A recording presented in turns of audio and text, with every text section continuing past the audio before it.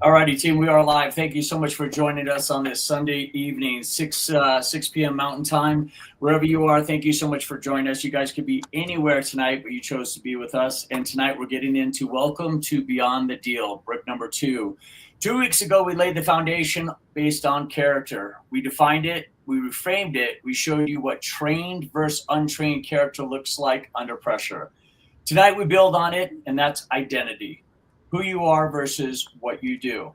I'm Thomas Rowe. I'm a performance coach and co-founder of Blueprint to Blue Chip. And tonight I'm moderating what I think is going to be one of the most important conversations we have in this series. So let's bring in the panel. We have Aaron Ray, NIL expert, business strategist. Aaron works at the intersection of identity and opportunity. Aaron, welcome. Thanks so much for joining us tonight. Thank you. Thank you for having me, you guys. Awesome. KJ Peoples, athlete empowerment and professional development. KJ has seen what happens when athletes know who they are and what happens when they don't. KJ, good to see you. Thanks for joining us tonight. Appreciate you guys for having me, Thomas. Awesome. Aaron Charles, co-founder of Blueprint to Blue Chip with me. Aaron built the framework we're building this series on. Aaron, let's go. How are you? Thanks for joining us. Hey, guys. I'm great. How are you guys? Good. Well, we're doing good. We're doing good. Excited to be here. Thank you guys for having us, and thank you for allowing us to be here every other Sunday. Let's get started. Cool. So I'm going to throw this out to the audience and just take a minute to ponder this. And before we get into it tonight, I want to ask each one of you a question, just one sentence. What is identity to you? Aaron, you're going to start us off. Ray, identity from a brand NIL lens. What does identity mean to you? Yeah, from a brand, that's a good question, which is also important because brands look at identity. And for me, I look at it as brand as understanding who you are, your values, your story, your voice, your community. Awesome. KJ, identity from the athlete empowerment lens. What does that mean to you, identity? Identity to me from an athlete empowerment lens is understanding what you bring to the table outside of your performance on the field. What type of person you are, how if people were to talk about you, what would they say outside of you're a good athlete? So that's what I would say identity is to me.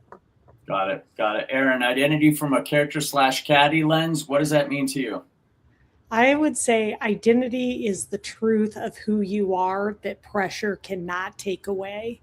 So very similar to kind of what KJ said. It's not your position. It's not your stats. It's not your ranking. It's not your reputation. That's not your identity. That's your image. That's what you're projecting. And most people are just chasing their image. They're not chasing their identity of the kind of the truth of who they are beyond any stats, any performance, any of that. Awesome. Thanks so much. Well, team, that's it. That's tonight's webinar. Have a good evening and a great week. No, I'm kidding. Good luck. Yeah. Figuring that out. You're on your own from here. Team, let's build. Before we get into identity, let's remember where we are.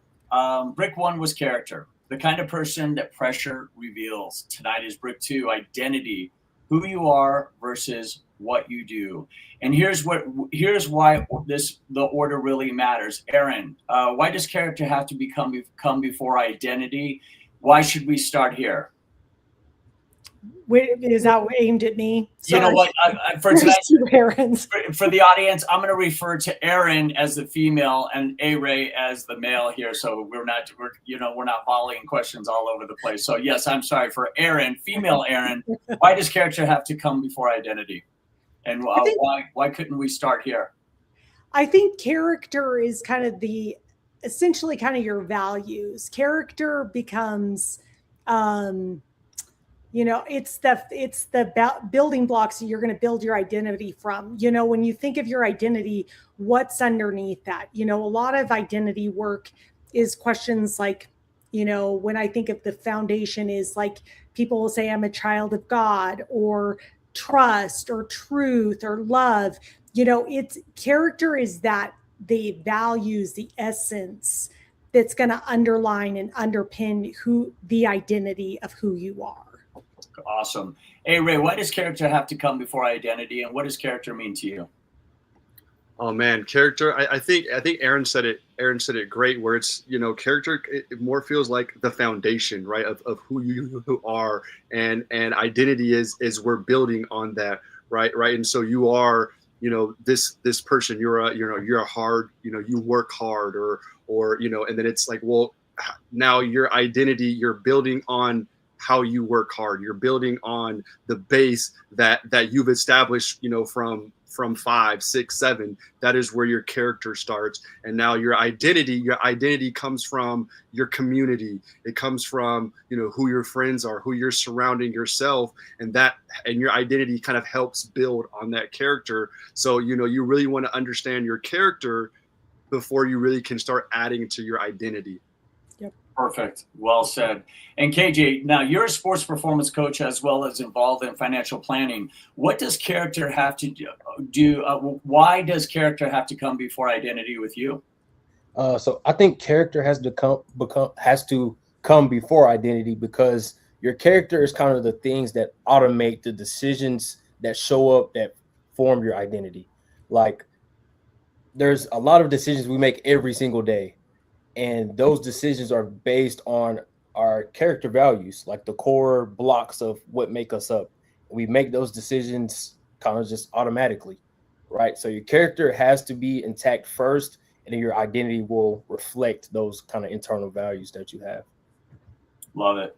Yep, that's it, team. Character is the foundation. Identity is the first brick that we laid on top of it, and let's build.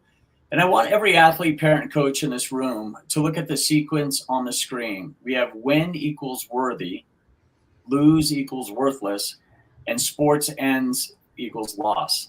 To Aaron, what is that? And why is that a problem?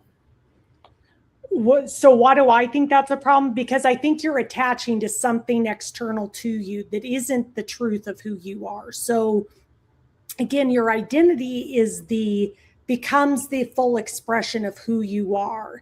And you're going to lose, you're going to fail, that's what's building your identity, because you're showing your resolve with your character as an expression of that. And so your identity becomes that unmovable object that can't be swayed, whether you win or you lose, whether you're up or you're down.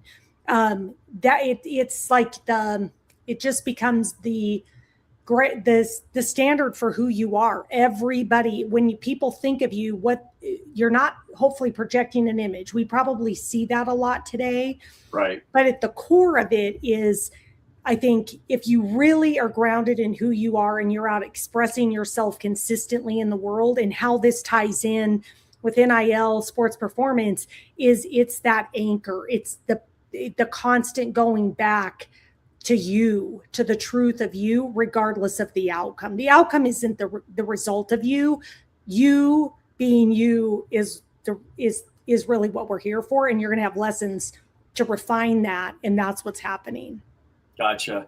And team, just for a little context, this is an incredible panel here. What we didn't get into, and we got into it 2 weeks ago, Erin she's a sports mom. She has 2 high school athletes, and KJ himself was a collegiate athlete, as well as A-Ray. So we have a perfect panel here to really understand what identity and character is all about, not only as a student athlete, but also as a athlete. KJ, you work with athletes in empowerment and development. When you see the sequence where win is your self-worth, if you lose, it's also your self-worth or worthless. And when the sports ends, it seems like your identity is lost. What does that actually look like in real life? And could you give us a specific example of performance-based identity for an athlete? Yeah, so a lot of times when it comes to performance-based identity, it's them trying to please everybody around them. Right. It's oh, I have a coach that's expecting me to do this. I have my parents want me to do this. And they never really get the chance to sit down and figure out like what it is they want to do as an individual. And I think at some point after sports, in sports, besides like track, even track, you have a team, you have coaches, you have, people telling you where to be, when to be there. And then when you leave the sport, there's nobody telling you to do that. Right. There's nobody telling you, hey, we're going to go work out at this time. You're going to be at this class at this time. You're going to have to just figure it out on your own. 100%. And I think a lot of times athletes get so invested in the sport. Sure. I got to perform to try to get to that next level, whether it's pro or high school, going to college, whatever the case may be, that they don't really get time to see, hey, whenever I'm done playing sports, like what is it that I want to do? Like, do I want to like make movies? Do I want to be a streamer? Do like, you have to find those hobbies. And I think some of the best athletes are able to have hobbies outside of their sport while they're playing too, because they have a good balance of, hey, I need to decompress. I need to, because sports is stressful, right? Yep. And I think a lot of times a good example would be like maybe a kid going and doing something stupid because he has no way to, kind of sit down and decompress and deal with what's going on, whether he's not performing or coach benched him or whatever, right? And then you got to have somebody else on the other hand who might have had a bad game, but they can go home and play video games or whatever and then snap out of it and they're good to go the next day. Sure. So I think that's just a small nugget of how it could show up just in a real life scenario. Got it. I actually want to piggyback off that, KJ, because I think that you're correct. And I think, we always kind of hear identity crisis, especially when athletes are graduating or when they're, when they're retired. And it's like, well, what do I do? And I think I'm an example of that. After I transitioned out of sports, out of college sports, I was always, Aaron, the athlete, Aaron, the track person, or Aaron, the basketball. So it was always, my identity was always associated with a sport, with me being, an athlete.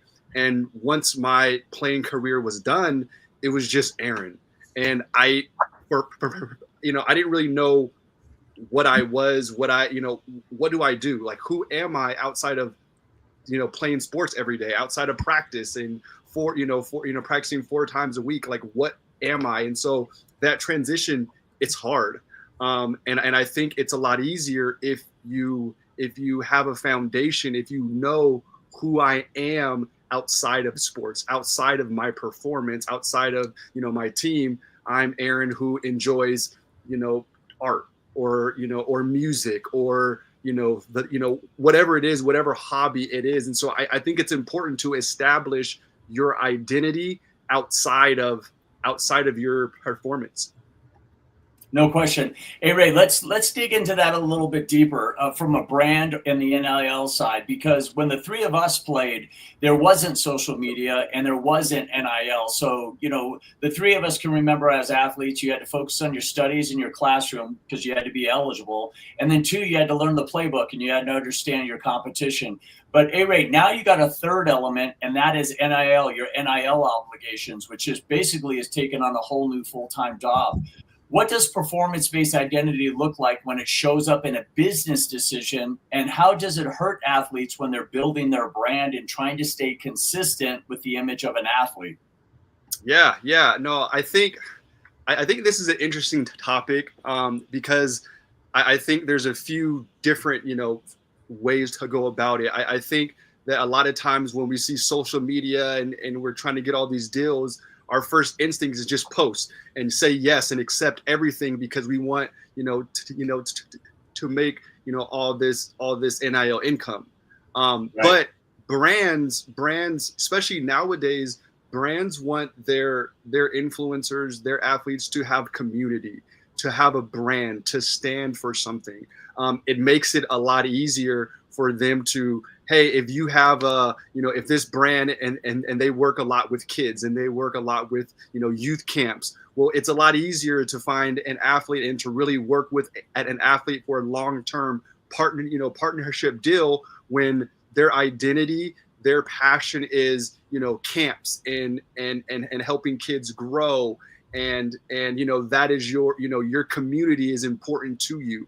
And so I think that's what brands, not all brands, but that's what a lot of brands want, especially in a long-term deal, is do you have community? Are you engaging with that community? What is your identity? What does your social media platform, is it videos of just random things, or is it pretty consistent because you're talking a lot about health and wellness or fitness or your actual sport? And so if you have a clear identity, if you're strong in your identity, your posts will reflect that. And if your 100%. posts are reflecting that, then the brands see that, and the brands want to work, especially long-term deals.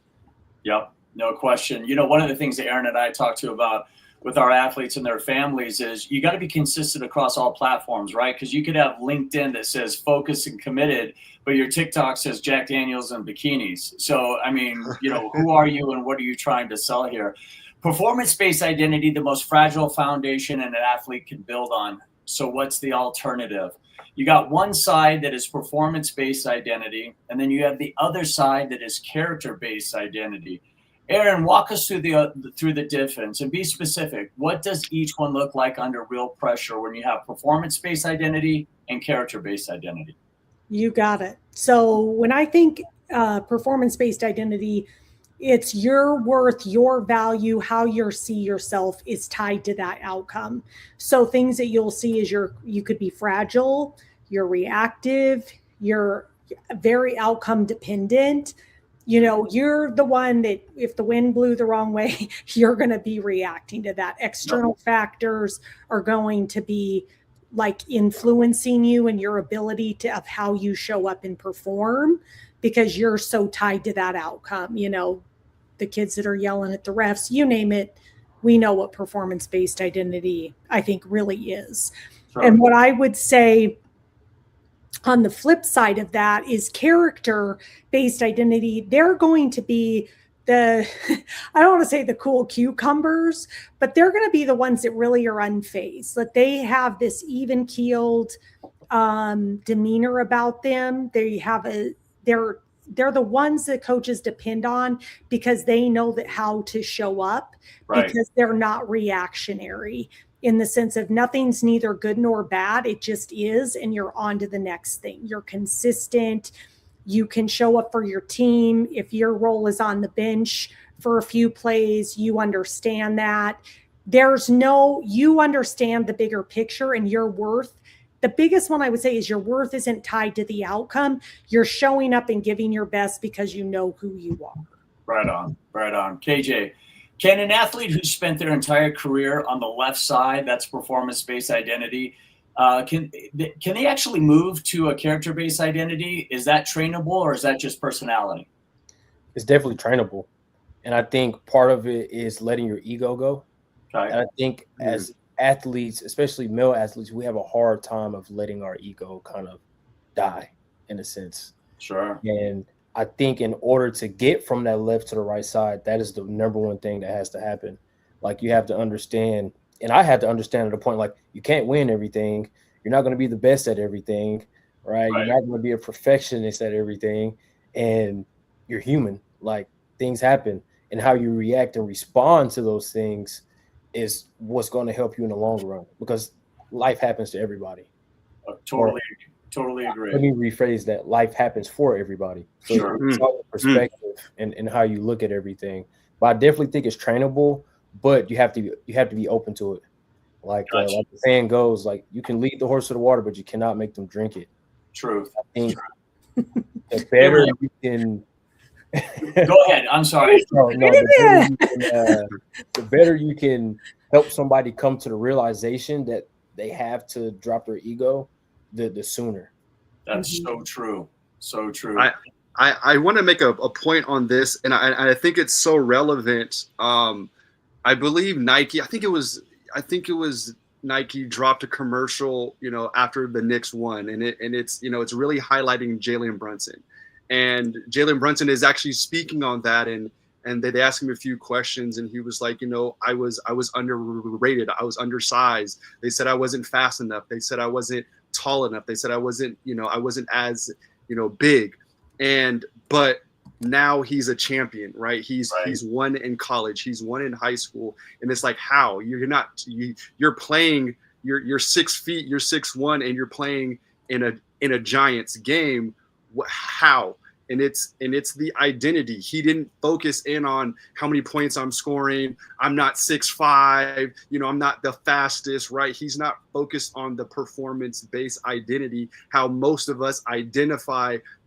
Great basketball players have to be 6'6", right? He's like, no, I work hard. I trust in my work.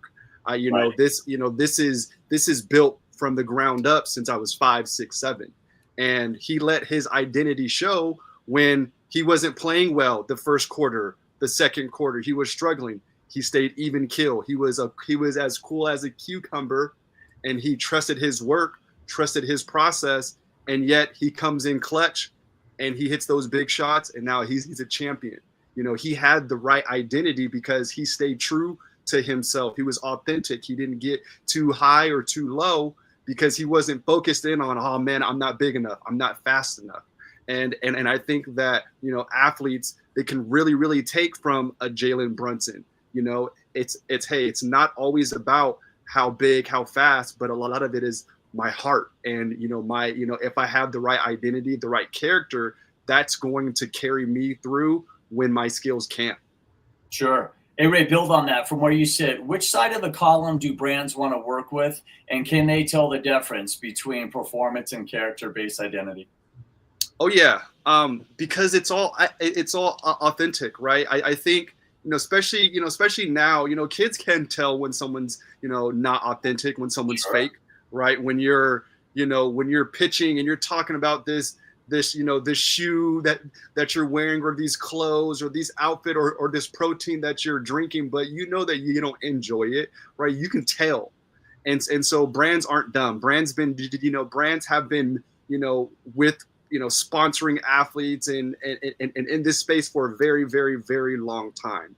And they can tell if it's not a part of your identity, especially if you go on your socials and it's like, well, you don't talk about, you know, this protein shake, or you don't talk about health and fitness and exercise. And so this one post, this 2 posts about, you know, health and fitness, it doesn't seem to align with your ideas, with your thoughts, with your identity. So, you know, brands, just like us, brands can tell. That's it.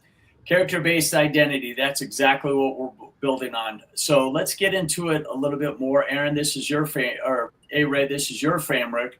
Identity as a brand. Let's walk us through it. Tell us a little bit more. Go a little bit deeper on identity as a brand. Yeah. So, you know, brands want to see, you know, your community, right? Especially now, you know, before it was kind of about how many followers do you have? Do you have 50,000 followers? Do you have 75,000 followers? Do you have 100K followers? We're going to throw you all this, you know, all this brand deals.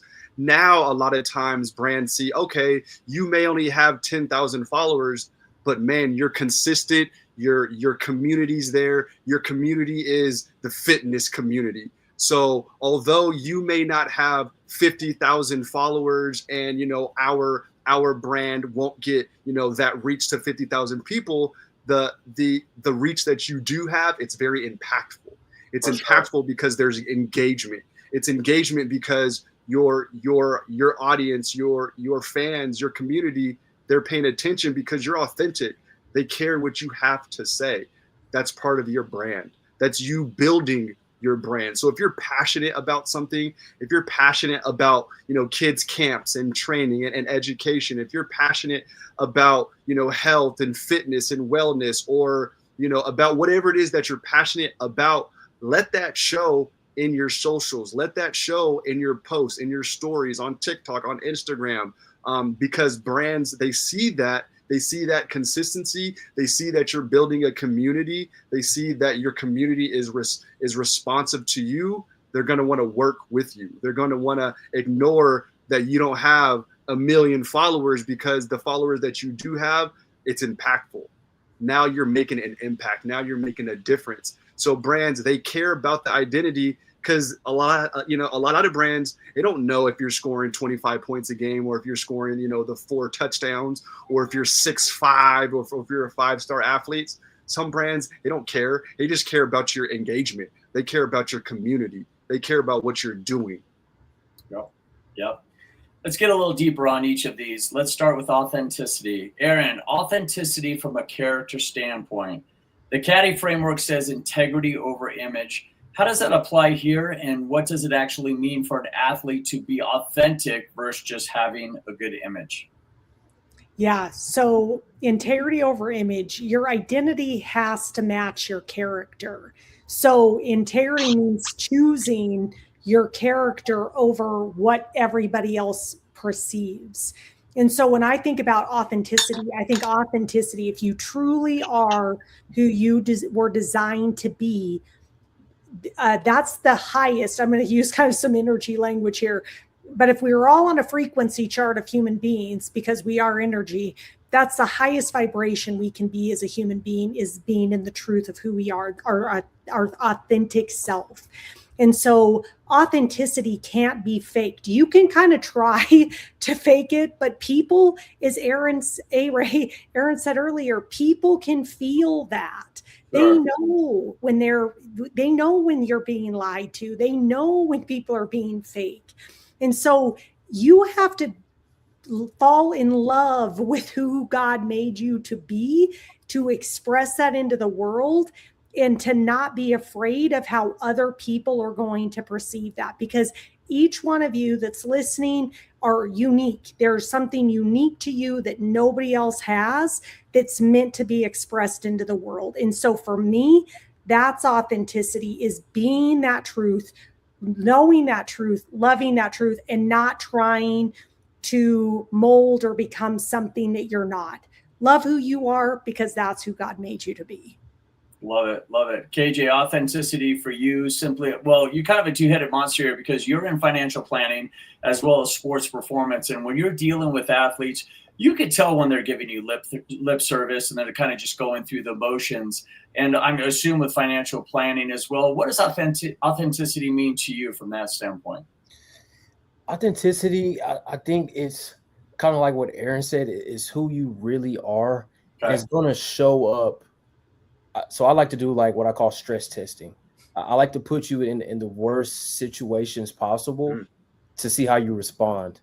And that's going to show me, okay, this is where you are. Like, this is your baseline. Because it's easy for everybody to put on a image or a face, or, fake be something when everything's going good. When things go to crap, now we get to see, okay, this is like really you, right? Like, and I think that's how I approach it, even in financial situations. Like, because sometimes we fall on hard times, things happen, we have emergencies. Okay, when those things happen, how quick are you to, let me go into my savings or take some money out of my investment accounts and go do something with this money? Or are you going to be disciplined and say, hey, I can't go have fun this month because I spent my money? So I always like to I always like to build everything from the worst possible situation. And then from there, we kind of just go. And that's just how I approach it. Got it. Love it. Love it. I think into that point, I think when it comes to authenticity, brands, coaches, teammates, athletic directors, they don't want to, they don't like working with, fake people, right? It's harder to coach when I can't trust my athlete. I don't know whether they're going to show up. I don't, they come off as non-authentic. They come off as kind of a snake, right? Or they don't want to work hard, or I can't turn my back because if I do, I don't know if they're going to put in the actual work, right? And so, being authentic, your teammates want to be able to trust you and be able to know, hey, I know this person. I know that this person has my back. I know that they're real. But if you don't come off as authentic, to your identity, then, we don't know who you really are. And how can I trust that if I can't, if I don't know, the kind of person that you are. So I think, being authentic is, coaches want to see that, brands want to see that, your teammates want to see that, your parents want to see that, as a student athlete, being authentic to yourself is very important, because it can be the determining factor whether or not a coach wants to actually, coach you, or a teammate wants to be your teammate. Truth. So true. So true. Let's get into leverage. This is a strong statement. Hey, Ray, let's unpack that. Why is an athlete's story leverage? And most athletes feel like their story isn't interesting enough or isn't unique enough. But what do you say to that? Because everyone has a story to share. Yeah, I mean, I think, I think we all love a story. We all love an underdog story. I think that's why when we see March Madness, everyone loves March Madness because there's underdogs, right? Well, maybe not too many underdogs as of lately, with NIL and stuff, but we all love an underdog, and we see in March Madness that the underdogs, they win a lot of the time, and so we get excited and we root for that. We root for the story, Right. And then that's important, right? And so your story, it's unique to you, right? You may be a small town kid, and people love a small town kid. People want to root for the small town kid. And so if you're going to a school, for instance, there's a college out here, Fresno State, and Fresno State, it's the city that it sits in, it's a small city. So if you're from Fresno and you're a football player and you grew up in Fresno and you go to Fresno State, you're the hometown hero. People love the hometown hero. So, that is your brand. My brand is a hometown hero. I'm the hometown kid. And the schools and the surrounding restaurants and the surrounding businesses, they want to work with you. They want to be around you because you are that small town kid. That's the up that you have. It's your story. It's unique. And so you can lean into that story and, build a brand from there. You build your identity from your story. So don't shy away from your story, embrace your story, embrace that you're you're from a small town kid, embrace that that you work hard, embrace that you're a scholar athlete and you're super smart as well as you're great in your sport. Embrace that, because not everyone, is going to have that same story. So true. Aaron, from a parent's perspective, we're hearing from two athletes, but what about from a parent's perspective to your two student athletes when you talk about leverage versus identity, or identity and character? I would say as a parent, my lens is always, I want my kids to be anchored in who God made them to be. Why are you special and unique as you? Not that you're better than or different from, but what is your unique lens or angle that nobody else has?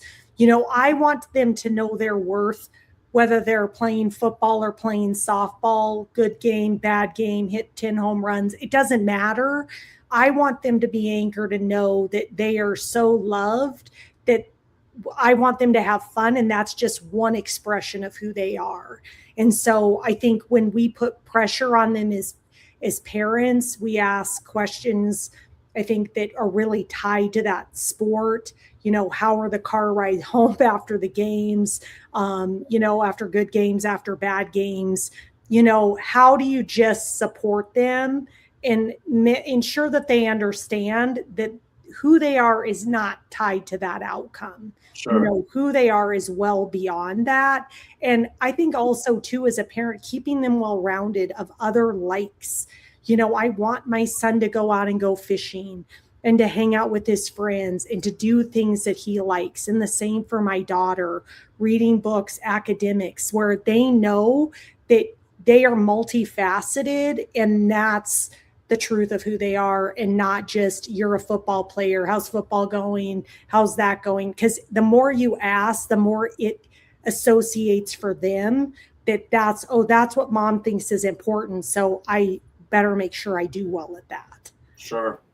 And then Aaron, also, like, when you're multifaceted and you're pushing that on your kids, and you want your kids to be well rounded, taking it back to the brand, the brand conversations. Now I can, now I'm not just, now I'm not just focused in on my sport and this brand, but it's like, oh, I can also, maybe do a brand deal with a book company because I love to read, or, I can, a food company because I like, I'm a foodie, or I like to cook because I've, my mom or my dad or my guardian, they exposed me and they pushed me to, to get involved in other things, dance, music, food, there's so many other things out there. So now I'm becoming a well-rounded individual outside of my sport. Now my story is not just, how hard I I was, playing football from when I was 5 to I'm 17, and I had all this adversity on the football field, but now I had all this adversity on the football field, and also I'm a chef, and also I enjoy to read, or I enjoy music. And now I'm more, I can be branded. I'm more marketable in other categories and other areas, and not just my sport. Sure. That is where I have the leg up on maybe some of these other athletes. And now I'm more marketable. Now brands want to work with me more because I'm just more well-rounded. I can talk and speak to more things. For sure. I'm going to put you guys, all three of you, on the hot seat right now. So the first panel, first week we talked about. What's he going to ask us? First week we talked about character. Now we're talking about identity, and I don't necessarily think that this is about legacy, but it's what do you want to be known for, right? And I'm going to start off with KJ. KJ, what do you want to be known for? And what do you work with your clients about on making sure that their identity and character is in conjunction with or equal to what they want to be known for? Yeah, so for me personally, what I want to be known for is somebody that was always willing to serve other people and help other people get to where they need to get to. That's just kind of how I grew up. I was always taught, like, you help other people get to where they want to get to, naturally you'll get to where you want to get to as well. And when I'm sitting down with people, I kind of just ask them, hey, like, what do you want to do, like, with your life? Like when it's all said and done, what do you want to be remembered for? Something that I always do, I ask them a series of whys. Sure. So let's say, hey, I want to go to the NFL. Why do you want to go to the NFL? Oh, because I want to make money. Well, why do you want to make money? Because I want to buy a nice car. Well, why do you want a nice car? And when you keep asking why, it gets really, really deep. And then maybe they wanted to get a car because when they grew up, they never had a nice car. And they saw this guy drive down the street and they thought it meant that you were successful if you had a nice car. Sure.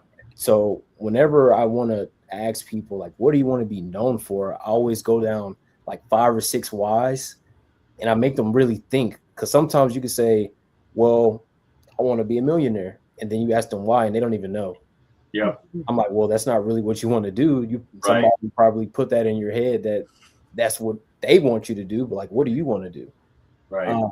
So I think when it comes to that, you really have to sit down and self-reflect. And it's not something that you're just going to come up with like in 1 or 2 days. Like It's going to be a process through it all. And it might change. Like for what I wanted to do 5 years ago to what I want to do now has changed because I went through life and experiences. So you kind of have to reevaluate. Right. But like we started off with, it all goes back to your character in a sense and your identity of who you are as a person and what aligns with that. So that's what I would say for that. 100%. Hey, Ray, what about you? What do you want to be known for? And when you work with your clients, especially in NIL, how do you tie that to all three of those together? Basically, who they want to be or their legacy as well as character and identity.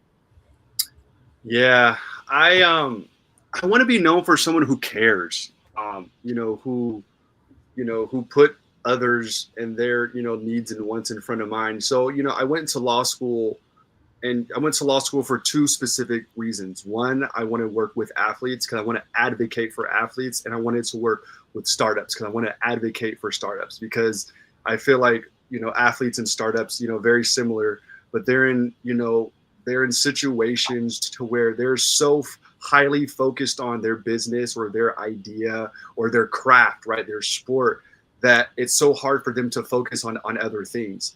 And if they're focused on other things, it's taken away from them being, great in their craft or their business. And so they always need someone to help them with their idea, help them, be great at their craft or help them, help that idea come to life. And so I always wanted to be that person like KJ, of service. I really, truly believe that, my purpose here is to serve. And so, I that's what I want to be known for, someone who cares and someone who is going to serve and be an advocate for those who who can't be an advocate for themselves because they either just don't have the bandwidth or they just don't know how. And you know, almost like KJ, I always ask the question when someone always comes to me, especially like I get a lot of students, and a lot of students are like, you know, I want to go to law school.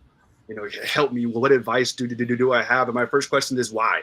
Why do you want to go to law school? And they're usually it's because I want to help people. Okay, well, is there, you know, can you help people and not go to law school? And they're like, you know, well, probably. And I'm like, okay, well, let's dive more into that. You know, how do you want to help people? And, you know, if so, can you do that without going to law school? Can you do that without doing these things? And if you can, then, you know, maybe you should focus your energy on doing that. But, you know, as KJ said, just really kind of diving deep and really understanding what they want, right? I asked these athletes, you know, before they sign their first NIL deal, what is your plan? What is it that you actually want? You know, what do you want out of NIL? What do you want out of your 4 years of college or your 5 years of college? What do you want after college? Do you want to go to grad school? Do you want to, you know, do more NIL and pursue it, you know, after NIL? Are you going pro? Like what is it that you want? And think about that, self-reflect, and let's dive deep into that, because once you know what you want and how you identify that and your goals, that's going to help dictate your next steps. That's going to help dictate your plan and your decision. So like KJ, I'm constantly just asking kind of why. Sure. I want to add to that a little bit, because when you ask why, you avoid these, like how you said, hey, can you help people without going to law school, right? Let's just say they never had that conversation. They go to law school and they're like, man, I hate law school. Like, you know, you avoid these conflicts of like external and internal interest, right? And I think that's super important for athletes, because everybody's telling them what they should do. You know, hey, you should probably do this. And a lot of times when I, you know, sit down with my athletes and I just ask them like, hey, like, what do you want to do? They don't know. It's always been mom told them to do this, dad told them to do this. Even when it comes to working out, I'm like, do you even want to be here and work out? Or is like mom like telling you, hey, you're going to go work out today because, you know, we want you to get on varsity or whatever. And I'm like, do you even want to do this? Yep. Right. Now, up until this point, nobody's told me no, they don't want to do this. But I always ask, because sometimes like kids, they don't get heard. And I think that goes into more like the parent side of the parent, you know, thinks they know best, which is like, you know, you want to help your kid, but you got to also understand like who they are as a person. Because I tell my parents, like, your kids are at school a lot. They're around a lot of other people more than you, especially in the school year. So like your kid at school and your kid when you're at home might be two different kids, right? So yeah, I think, like you said, Aaron, I think that's very helpful for athletes to just have conversations with somebody that's outside of their circle on why they want to do something. Yeah, So and some kids and KJ, like to tell their parents like, I don't want to do this because they're like, oh, I don't want to make mom mad, or I don't want to get in trouble, or, you know, that's a real thing. It is. So yeah, and I think that athletes, you know, I think that they should be asking themselves these questions, if not these questions, similar questions, right? I think parents, I think we should, or you should be asking your, you know, your student athlete these questions, or coaches, you know, like I think we should be asking these questions, because KJ, I think you hit it right on the head. A lot of these athletes, they don't know. Right. Like I ask athletes, do you even know what NIL is? Oh, yeah, kind of. OK, explain it. They don't really know what it is. And so, you know, a lot of times they think that they know what they want, or they think that they know what it takes to get there. Or, you know, we assume, you know, my wife always says, don't assume so much. We assume that, you know, these athletes have everything figured out, that they know what they want to do. They know their identity. They know their strengths, you know, but a lot of times they don't, and we don't ask these questions. So I think, you know, these questions, or, you know, similar questions, to really get to the nuts and bolts. Who are you as an individual? And I think once you identify that, I think it's going to help you train. It's going to help you reach your goals. It's going to help, you know, open up so many things, because now you know what it is you actually want, and and you actually know about you. Yep. Aaron, what about you? You're a CEO of a family. You're a mom, 2 athletes, and you're the Most important job. Keep going. and you're the CEO and co-founder of Blueprints Blue Chip. What do you want to be known for, and how do you make sure that what you're known for, your character and identity, is something that your kids pick up on? Wow, that's a powerful question. First and foremost, I want to be known for living my authentic truth. I want to live the way God intended me to live and to follow his calling for me in my life.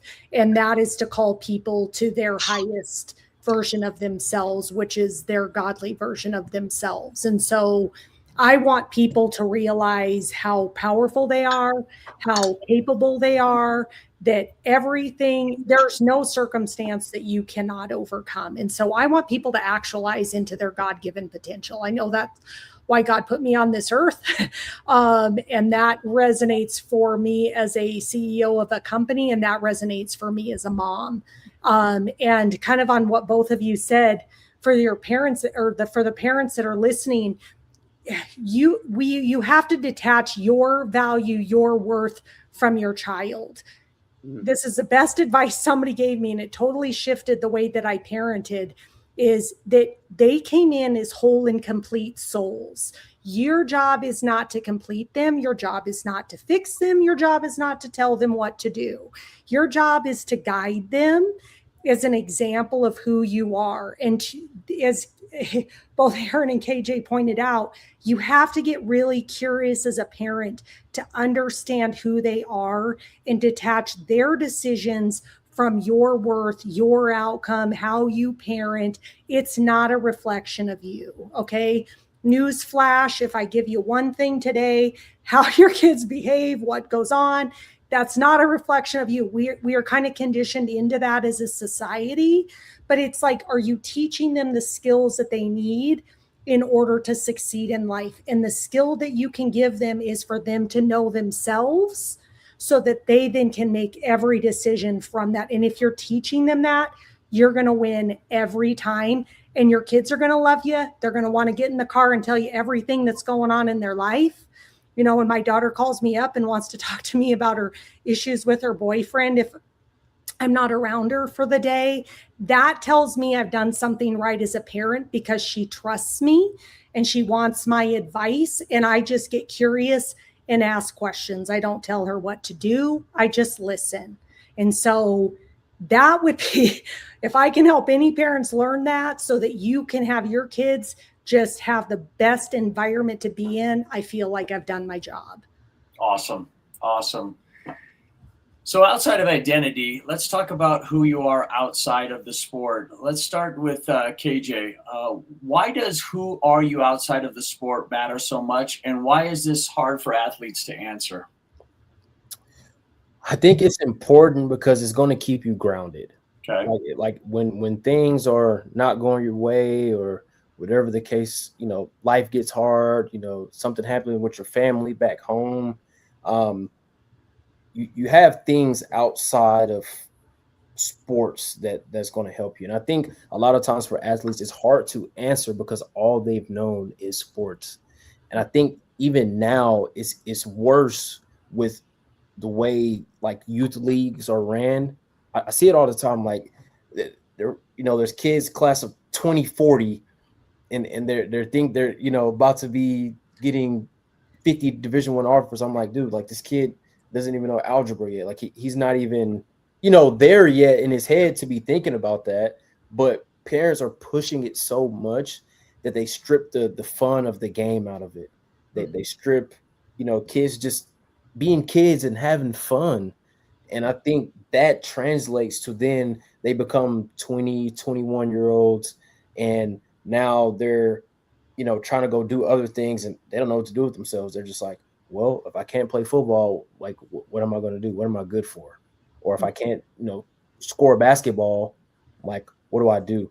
And like for me, like I've had family members, cousins, right? Like they played football and they're like 33 years old and they're still in this mindset of man, I got to find a way to like play football, and they join these leagues, and I'm like, dude, like, hang it up, like it's over, like, like. And some people get stuck in that trap for a long time and they never come out of it. Like, I've seen it. Yeah. So I think it's hard because nobody's there to help them, guide them through those situations. And just from athletes I've talked to that have made it even to the pro level, they're like, bro, like nobody's even sat down and asked me like, what do I want to be like outside of football? Right. Yeah. And the way the industry and the market around sports is, it's like everybody wants to cling to athletes that are performing because they get something from that athlete. Mm-hmm. Right. So for the athlete's perspective, they're like, okay, if I want people to be drawn toward me or to help me or to actually care about me, I need to be able to perform in sports. And if I don't do that, then nobody's going to care. For sure. And they can feel lonely, neglected. And then that's when you kind of get into the other side of things with a lot of athletes being depressed and stuff like that. So I think as a community, we just have to really get curious about asking these guys like non-sports related questions. So true. Like, do you like watching anime? Do you like bowling? Like, I don't know, like, like this, bowling. Yeah, just catch them off guard and ask them different things and be unique and be different. I think a lot of people approach all athletes the same way. Hey, dude, like I can help you do this. And it's like they might not even want that. Like they just want to be heard and listened to. And that goes back to Aaron's part of like kind of taking the parent approach of just letting them talk and just listen without judging. Because I think a lot of athletes want to talk, and then you're telling them, why are you upset, dude? Like you're making $500,000 in NIL. Like you have no reason to be upset. Like your whole family's good, right? And everybody has things that they go through, no matter where you are. Like you can be the richest person out here in the world, and you're going to have issues. You're going to want to talk to somebody about it. So I think we have to humanize, get back to just treating athletes as humans. I think that's where we got to get to. Gotcha. Hey, Ray, what about you when you're dealing with athletes and you ask them, who are you outside of your sport, and what are their plans when the sport ends or when the NIL deals run its course? Yeah, I was actually having a conversation with someone about this, and I think athletes need an exit strategy. I think because, as we all know, sports ends. Sure. Your career is going to end at some point in time, and it's not like a doctor or an attorney or a teacher or professor where you're going to be in that that career for 20, 30, 40 years, God willing. Sports it's a finite time, right? It's 3 years, it's 5 years, it's 10 years. And, by the time you're old when you're 35, right? You're retiring when you're 35. Well, you still got 3/4 of your life to live. So it's what's next, right? What comes after that? That's when the identity crisis comes, right? And so if you have a strong foundation in who you are prior to that, if your exit strategy, all private equity firms, all, when you're investing, when you're, on the corporate side, that's the side that I've seen for a lot of years. And, we always go into, we're talking to our clients, and it's like, all right, well, what's your exit strategy? What's your 7-year plan? If things are going this way, what do you want to do in 7 years? Right. And so as, talking to these athletes, it's, what is your plan? What is your plan after 4 years? Are you trying to go pro? Okay, well, let's be honest. What if that does not happen? Then what? What is your exit strategy? Are you transitioning into a grad program? Are you transitioning into being a coach, a youth coach, or are you going with what you majored in college and you're going that route? What is your exit strategy? Because you've been doing sports since you were 10. Right. Eventually it's going to come to an end, and you may not think about it now, but when that time comes, you're going to feel some sort of way. It's going to be, there's a mourning process that needs to happen. Are you ready for that? And if you're not, let's talk about it.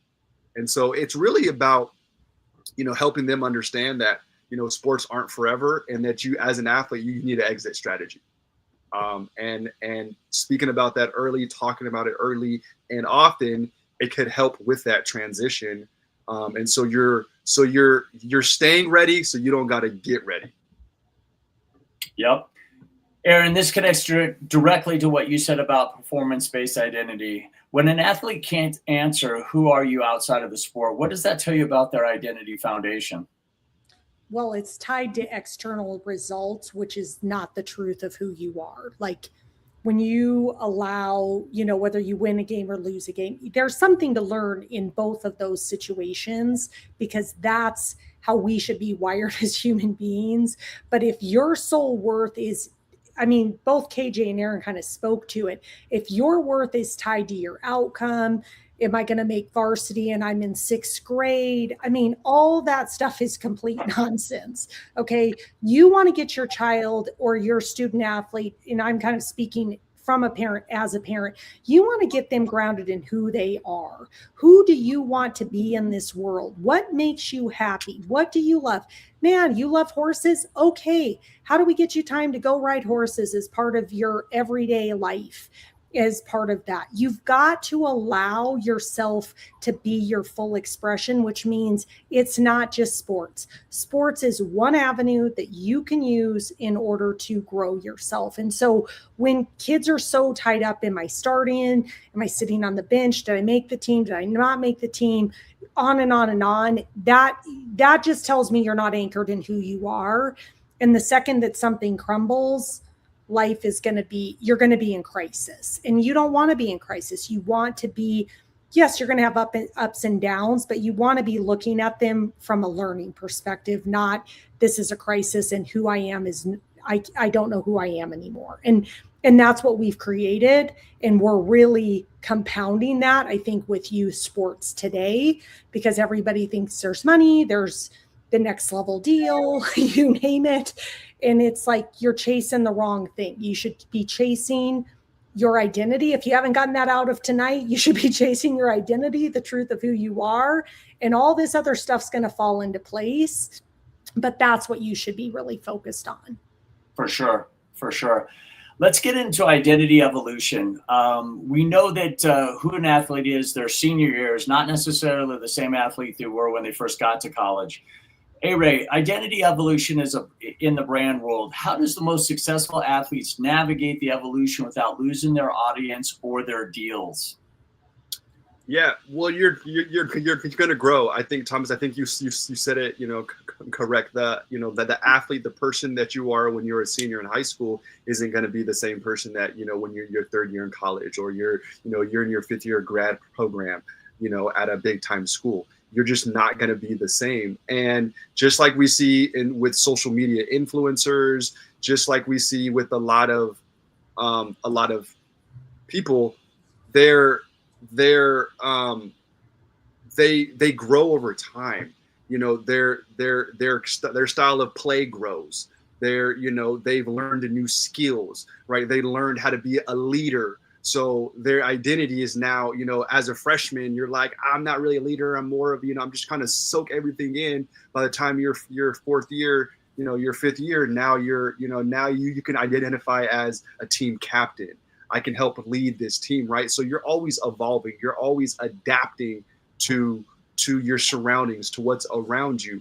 And just like you on the court or on the field, you're evolving, your identity is evolving in the classroom, your major might change, your brand outside of that, your social media brand may evolve too. You may, talk about health and fitness and wellness your freshman year, but then you might have gotten hurt, so now your sophomore, junior year, you're talking more about recovery and more about training and more about the equipment, right? And so now, and it's okay. It's okay that, if your identity change, if your identity evolves, or you want to incorporate, new things, in your conversations, or that's going to be part of your story.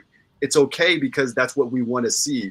We don't want to hear the same song that was, playing 10 years ago. We want a new updated sound. As humans, change is good. Right. So, evolving, those things happen. we want to evolve, and so we want to be accepting of those changes if they are positive and applying those changes. But again, just like brands understand that who you were 4 years ago, chances are it's not going to be who you are now or who you are 4 years from now. And so as long as that change is positive, right, as long as you're incorporating new passions and stuff, your identity will change, and it's okay. Just understand that you don't want to be the same person that you were 4 years ago, 5 years ago, and from your first NIL deal to your last NIL deal, there should be some growth there. And then that's, identity evolving and your identity changing. True. KJ, identity evolution for athletes in transition. You touched on it earlier because this is terrifying version for some in this conversation space. The sport will end, your identity evolves, and most athletes fall apart in that moment. What do you tell them? I tell them that I would tell them that you're going to have to get uncomfortable, and you're going to have to look at yourself in the mirror, and you're going to have to grieve that part of your life is done.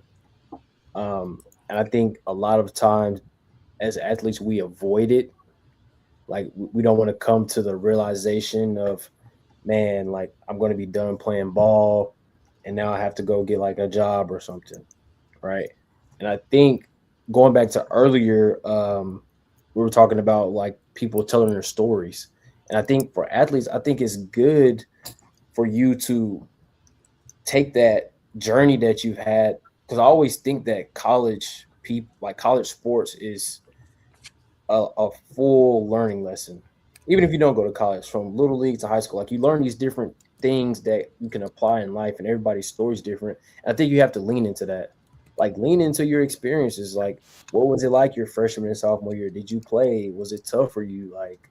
And just try to use that to help the next person. And I think if we stop just worrying about ourselves so much and start worrying about okay, I went through this experience. How can my experience maybe help somebody else? And you take the focus off of you, it makes things a lot easier. Because for me, when I was going through, I was just thinking about, man, my dreams, my aspirations, and I was so jumping up on things that I wanted to accomplish and maybe I didn't accomplish. But I'm dang, what about all the good things I took from this? And now I'm in a position where I can tell my kids, hey, when I was going through this situation, this is how maybe I should have handled it better. So now it's not really about me, it's about helping other people. And when you get to that point, I think everything's a lot better. Just for you and just for the world in general. So that's Gotcha. Oh, are we okay? Sounds like we had a little glitch there. Aaron, let's get into the caddy framework. Character over clout, accountability over excuses, discipline over motivation, and integrity over image. Walk us through each pillar and how it connects directly to building identity. Yeah. So character over clout. Your identity has to be real, not performed. And we talked about this earlier. A character is what makes your identity authentic. It's kind of the building blocks inside of you, your values. That's who you are. That's your character. Those are things that are meant to be expressed. And so finding those helps you essentially lock in your identity. When you have accountability over excuses, what I love about this pillar is it's about ownership, radical ownership over your story. All of it, the wins, the losses, and that makes your identity credible. So when these guys were talking about the evolution, it's about radical ownership of this is just my story and my journey. There is no good or bad. There's no right or wrong. There's just a isness. This is what's been gifted to me in order to grow me as a person.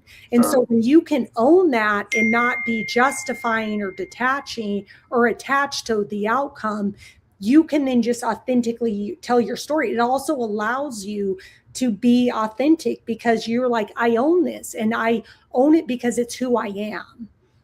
Discipline over motivation. Identity isn't built in big moments. It's built in the daily decisions that nobody sees. Okay. The reps that happen when nobody's watching, The reps happen when the coach turns their back. Do you do what the coach asks you to do? How do you show up? How do you dress for a game day? All those micro decisions. I tell people this: you can't negotiate with the future you want. Whatever the future is, every decision is a micro negotiation with who you want to become. And so are you willing to negotiate with that future? And practice was hard yesterday. I don't feel like going today. That's a decision that's going to impact something later. You might think that it doesn't, but it's reflecting on you. And then the last one we talk about is integrity over image. And image is what you project, but identity is who you actually are. And when you match those things up, your identity is your image. That's when you have integrity. So you don't ever have to worry, is what I'm doing going to make headline news? Because you're anchored into who you are. The good person you are is being reflected in KJ's out doing community service in the community, not AJ's the gambler, gambling on everybody on his team. And now he's the biggest distraction on the team. And, all the things that we see nowadays in the news. So like when your image and your identity match up, you're authentically expressing who you are. And I will tell you, you never have to worry, am I going to do the right thing? That's awesome. That is, well, you nailed it. KJ, let's talk about your story. How do you take your story and your experience, and how do you drop that into how you teach and work with your clients? Yeah, my story. So I was always a hard worker, right? And whenever I talk to my kids, I always give them the truth. Like the game of football or basketball or whatever sometimes can be very unforgiving, right? And what I mean by that is you can bust your butt, you can be the hardest worker, right? You can do all the things right, and you still might not make it to that stage, right? Let's just say you want to go pro, right? And you have to understand that although, okay, I did everything right, but I didn't necessarily get the outcome I wanted, that's okay, because the development that you had as a person is going to take you way farther than what going to that next level could be, right? And from my experience and throughout my journey, I had to come to terms and be okay with that, because I was a person who wanted to go play pro. And when that didn't happen, I had to sit down and really dive into like why I wanted to go pro and why did I feel the way that I felt whenever I didn't. And I didn't have anybody to talk to about it. I kind of did it on my own, which I wish I would have had somebody to talk to. I probably would have figured it out a lot sooner. Right. And there's a internal feeling of you feel like you let the people around you down. Mm-hmm. Because you might have voiced, hey, I want to go do this, and then you didn't do it. And now you feel disappointed and you feel like you let them down. You kind of just tell yourself these things in your head.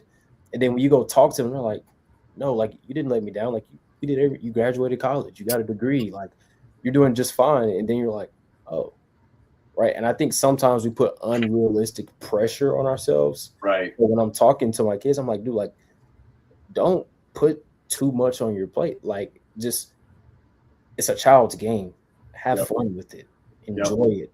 You know, the best memories you're going to make are going to be like in the locker room, on the bus, traveling. Like, yeah, you're going to remember some games, but that's not going to be the key moments you remember, right? Like, I'm pretty sure all of us, if we play sports, we have memories of a teammate doing something goofy in the locker room, and that's something we remember more than beating somebody about 35 8 years ago.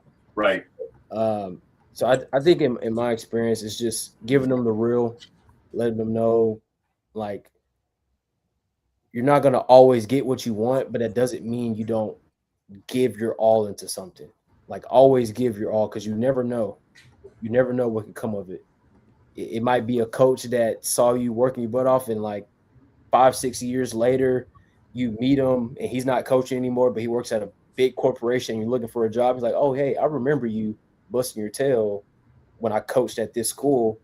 Okay, let's come in for an interview. Or like the connections in the community you make is going to be way greater than the performance you put on the field. So true. So true. Hey, Ray, tell us about your story. What does it teach? Not what happened to you, but what does it teach? Your story has a lesson. What is it?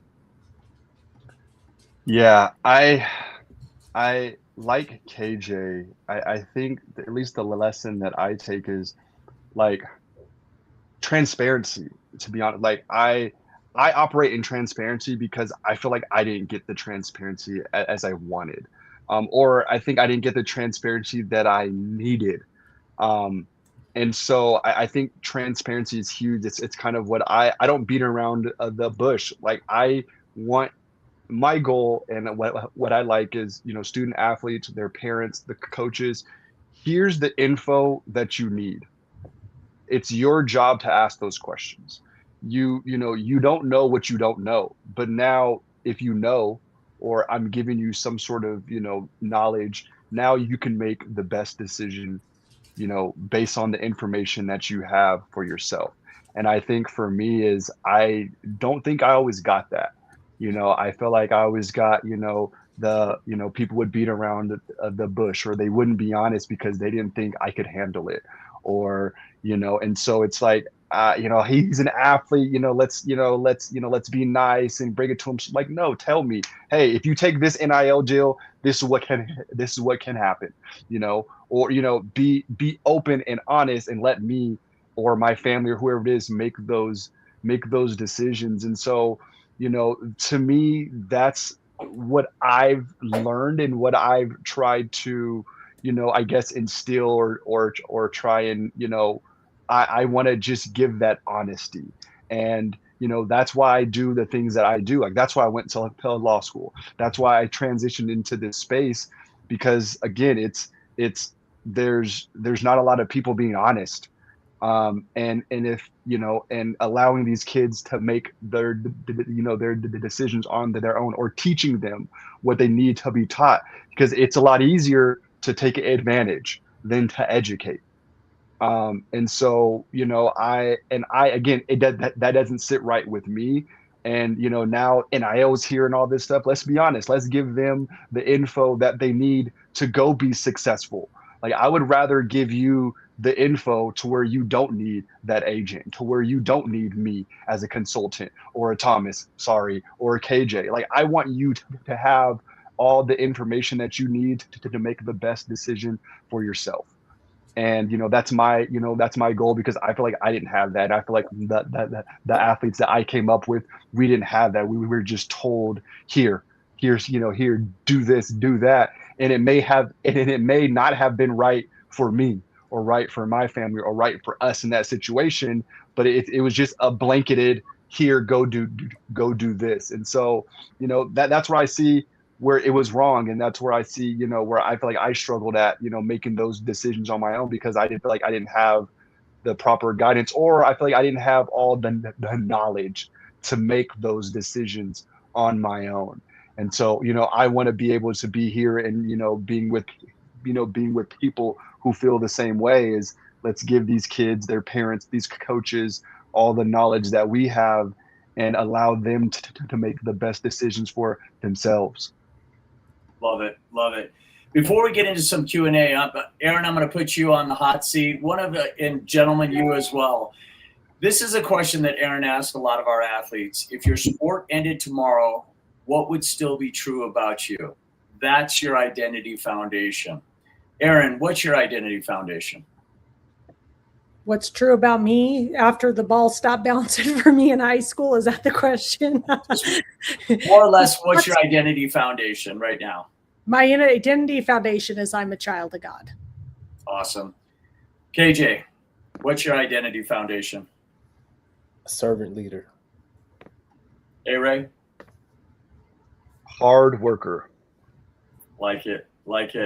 All right, we're going to get into some Q&A. KJ, this one's for you. I've been an athlete my whole life. My entire identity is the sport. I don't know how to build something separate from it while I'm still competing. It feels like a distraction. How do you work on identity without taking your focus off the game?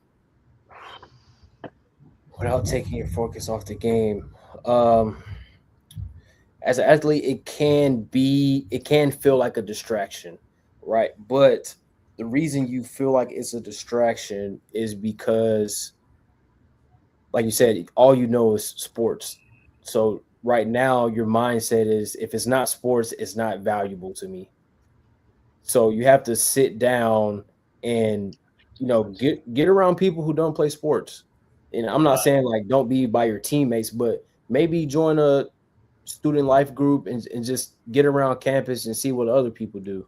Or, take a day where you're not watching film or something, you're kind of just, browsing stuff that interests you or stuff that might have piqued your interest before.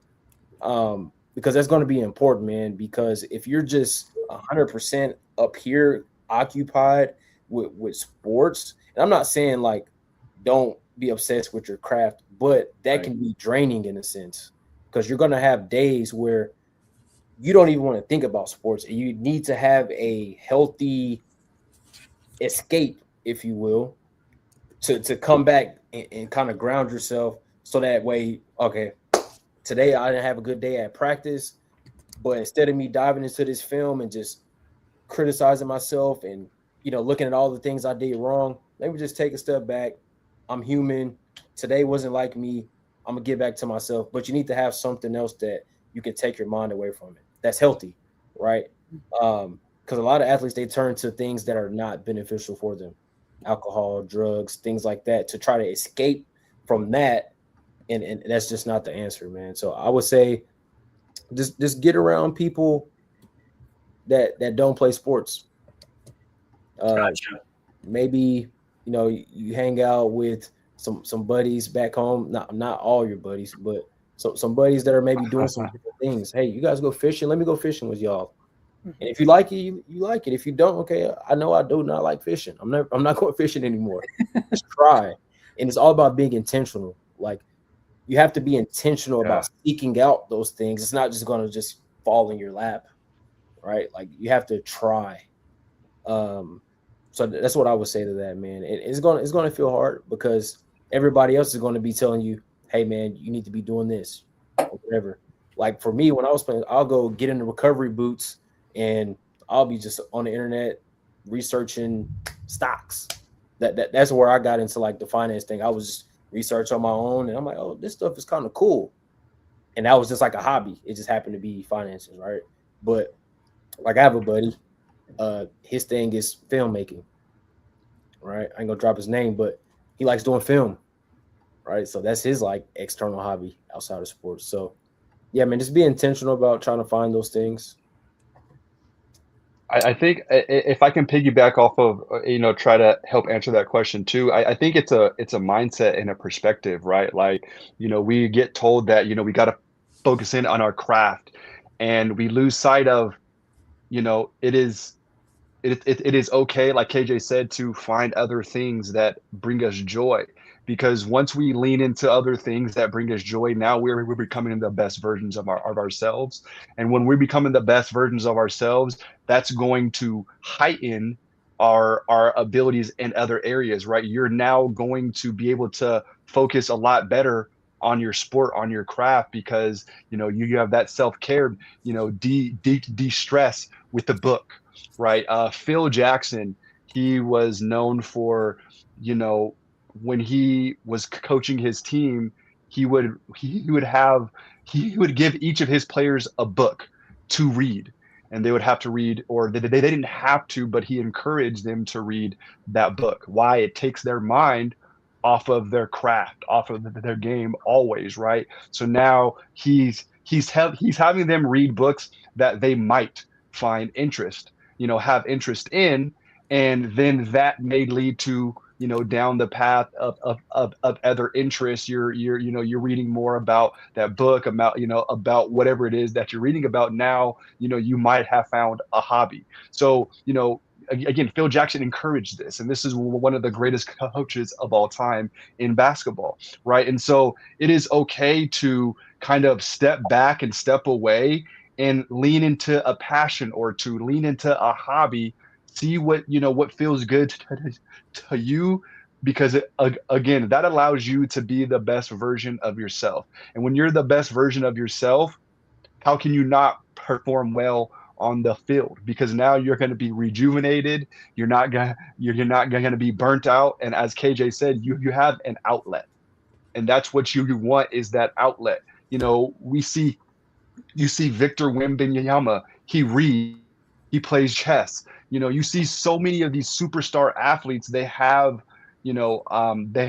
hobbies and things that they enjoy outside of their craft, outside of their sport, because if all they did was their craft, their sport, they'd go crazy. So, you know, if we think Steph Curry enjoys golf.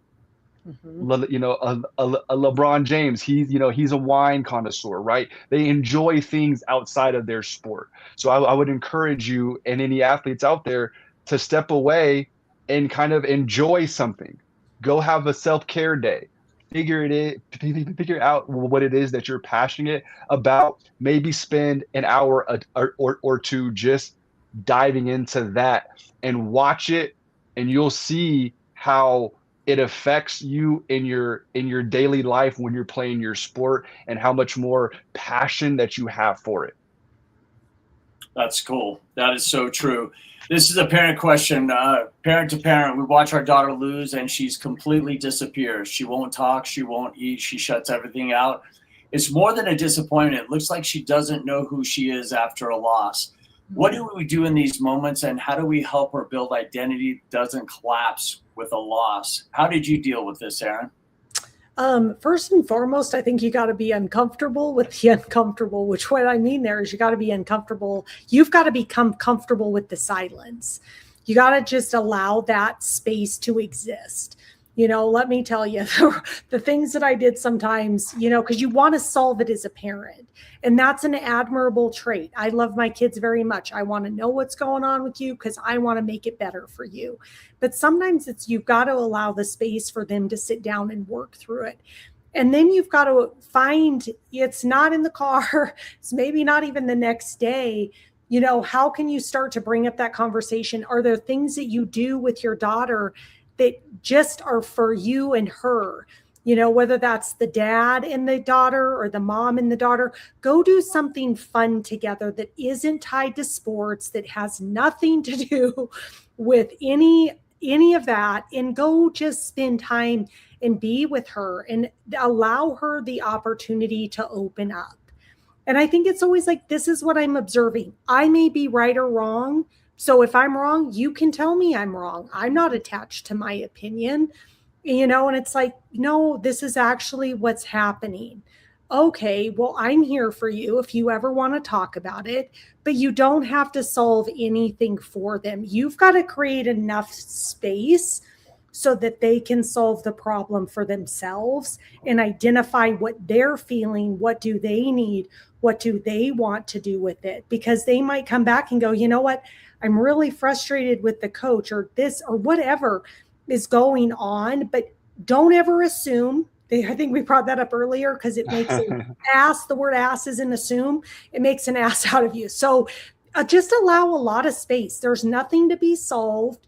Your greatest gift could be just to create memories and moments that have nothing to do with the sport, and just quit asking her a bunch of freaking questions. Just allow there to be some silence. They will open up, I promise you, because you're not pressuring them. Because the more you hound, the more they shut down.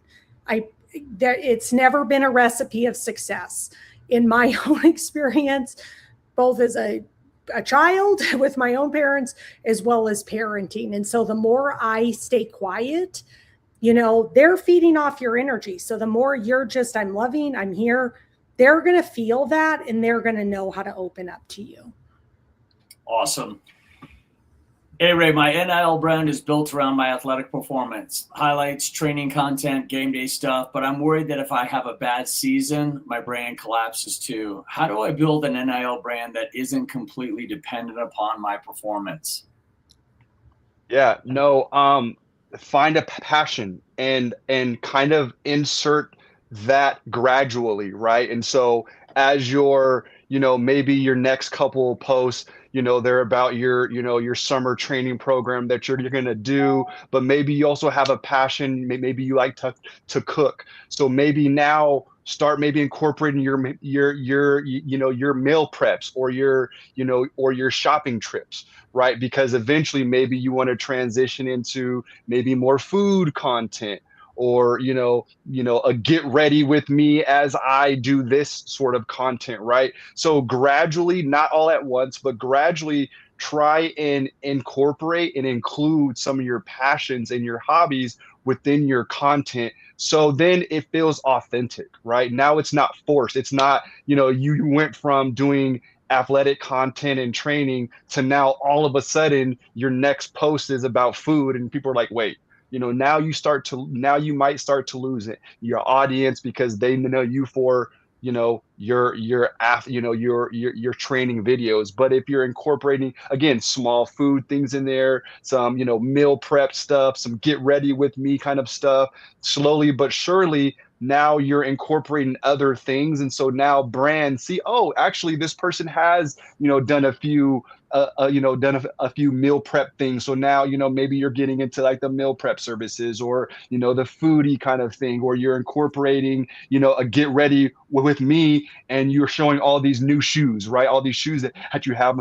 So now you're now you're marketing and trying to brand yourself to, these apparel brands. And so slowly but surely try and incorporate your passions, your hobbies, maybe the things that you maybe want to get into down the line.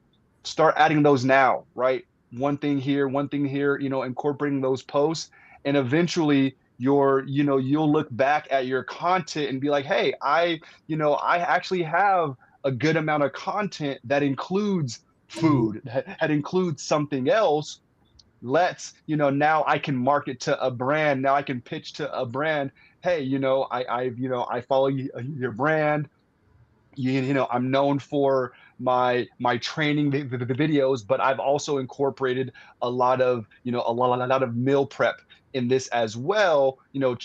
Check these posts out. Is there something that we can work with? Is there somewhere now? Now you have another avenue outside of just your fitness, just your sports content. Right on. KJ, I got injured 6 months ago, and my career might be over. I spent my whole life being an athlete, and now I don't know who I am. I'm not depressed exactly, but I feel like I lost myself. Where do you even start rebuilding identity when the thing that defined you most is gone? Start by getting in a community. That is the number one thing. So the worst possible thing you can do is isolate yourself from everybody. Right. So reach out to other athletes that are done playing, like myself, and just have a conversation. Like, hey man, I'm going through an injury, or maybe somebody on your team went through a similar injury, and you ask them, hey man, how did you get through this?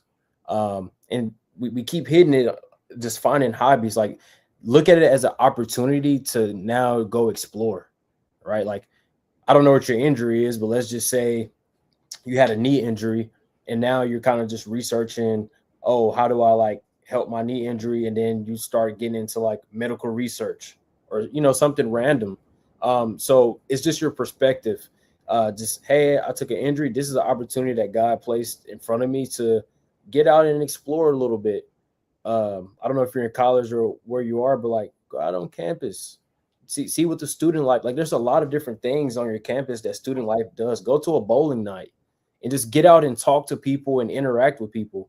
So just find community, man, because that's going to be the best thing for you. And just being around different personalities and stuff like that, it'll bring out different stuff in you that you didn't even know was there, because you were just so consumed with just sports, and you were only around other athletes. So all you guys did pretty much the same thing. So just get out, find community, and start there. And then it'll kind of just snowball. It'll just snowball. You might have strike a conversation with somebody, and they start talking about how they started a restaurant. And you're like, oh, like, how did you start a restaurant? What type? And then you're like, oh, that's kind of interesting. And now you might have they spark the idea, and then you kind of just go down that path, and that's a good place to start. So just get out in your community, get out in the student life, and just be around other people, but do not And to, yourself. yeah, and to build from there, from what KG was saying, you'd be surprised at how many athletes, how many former athletes, feel the way that you feel, right? Had those injuries, or and that community, that's a relatable community, right? We all have to come to the realization at some point in time that our career is done. And some people handle it better than others. Some people were able to prepare, better than others. Some, it just happens overnight. But as KJ said, finding community and being in community, you're going to find people that you relate to, that are going to be there to support you, that'll be there to pour into you. And that's what you want. That's what you need, especially, if it's fresh and you're like, man, like this is, it's all happening so quick. It's, finding that community, finding people that are willing to, build you up and give you pointers, how to get through, how to do this. Hey, this is what I did, right? You'll find those and you'll be like, wow, like there's a lot of people like me. There's a lot of, we're in this same boat together. I'm not the only one. And that kind of takes away, or that can take away the loneliness feeling, that you're not the only one. You're not the only one that feels that way. And being in community can really help that, because because now you have a support system where you can lean on. So true. Last question of the night. I'm going to ask all three of you this one. One action step. What does every athlete, parent, and coach in this room do this week, not next month, not even when things slow down, this week, to start building a strong identity foundation? Aaron, let's go with you. I would say take some quiet time, sit with yourself, allow the silence to speak to you. You don't need to solve anything. Again, we can chase our worth in all aspects of our lives. And so I would just really take 5 minutes. I know I'll send out this PowerPoint with it. There's some really great questions in here that you can ask yourself. Who are you when no one's watching? What are 3 words that would describe you unrelated to sports? And what would you want people to say about you in 10 years? Like, sit with some of those questions. Again, I'll send them out after this, and really reflect on that. Be in the silence, be in the uncomfortable. We are in a very stimulated world. And the gold, I will tell you, is if you can find quiet time, even if it's for 5 minutes, and just allow yourself to be and to listen, because I promise you're going to get a lot of answers there. So carve out 5 minutes to just be with yourself. Very cool. KJ, what about you? What's one action step? I would say one action step you can take is, like Aaron said, take some time. I like doing journaling. So at the end of my day, or anytime I'm just have some alone time, I like to just, whatever's going on in my brain, because we're like hyper thinkers, like we're always thinking about something. So write that stuff down in your journal, and then at the end of the day, look at your thoughts and like, okay, why did I feel this way? And then go through the why test after. So let's just say I was thinking about, like, for example, the person that asked about the injury. How did I feel when I was thinking about my injury? Why did I feel that way? And write it down. Take the thoughts from your head and put it on paper. That's going to help you declutter your mind. So I would say start journaling pretty much everything. Just get you a notebook, spend some time, 30 minutes to an hour, no phone, get in a quiet place and be uncomfortable, because it's going to feel weird. Like, you're going to you're not going to know what to do with yourself the first time you do it. You're going to be like, well, am I just sitting here like not doing anything? But I would say journaling. Start journaling. Awesome. Hey, Ray, what about yourself? Yeah, I think Aaron and KJ both hit it on the head, but I want to reiterate. There's these questions that we have that Aaron is going to send out. My suggestion would be to sit with those questions, and it doesn't have to be these specific questions, but questions similar, and just do a good self reflection, and ask yourself, who am I? Who am I outside of this sport?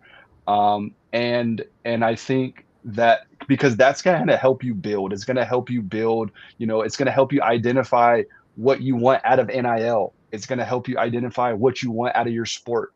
It's going to help you identify what you want out of your career.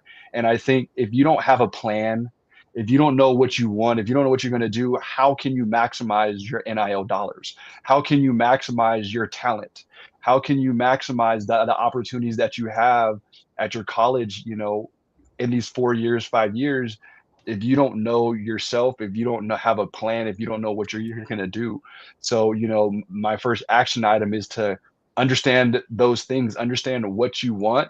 And, how do you understand what you want? You understand your identity, you understand your character, you ask yourself those hard questions. Every superstar, every Steph, the Steph Currys, the Jalen Hurts, they all have a goal journal and they write their goals down all the time, but they're able to think about these goals and write them down because they know themselves. They know, how to what their foundation is. And so they're able to jot down these goals, and now they're able to have a plan of action to achieve those goals because they sat down and someone sat them down as, okay, who are you? What do you want out of college? What do you want out of, NIL? And that's going to help you, that's going to help determine your decisions. Love it. Love it. Team, before I hand it over to Aaron to close, I want to say something as a coach. I've trained athletes for years. The ones that last, not just in sport, but in life, they all have one thing in common. They know exactly who they are, not what they've done, not what their stats say, not what their recruiting ranking was, but who they are on and off the field.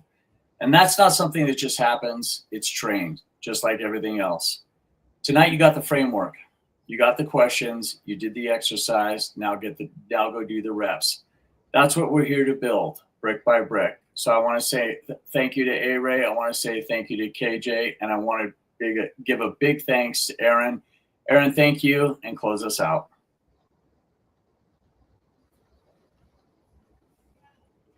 Aaron, you're on mute. You're muted, Aaron. Oh, I muted myself to be a good participant as the dogs I'm babysitting are barking. So what I would say as I close this out is I think, identity, we want to anchor this in as our foundation. You want to anchor this in as an athlete, who you are. As a parent, you want to, do that for yourself, but then help your athlete, your child do that too, because then it's more about who they are and less about the world around them, and it takes the pressure off them. And so I'm just so grateful for this panel tonight. I thought we dived into a lot of incredible topics, personal stories, and we're going to continue to build the really, I think, solid foundation of what athletes need today. And so in 2 weeks, we're going to be tackling accountability, which I think is going to be another incredible night, another incredible topic.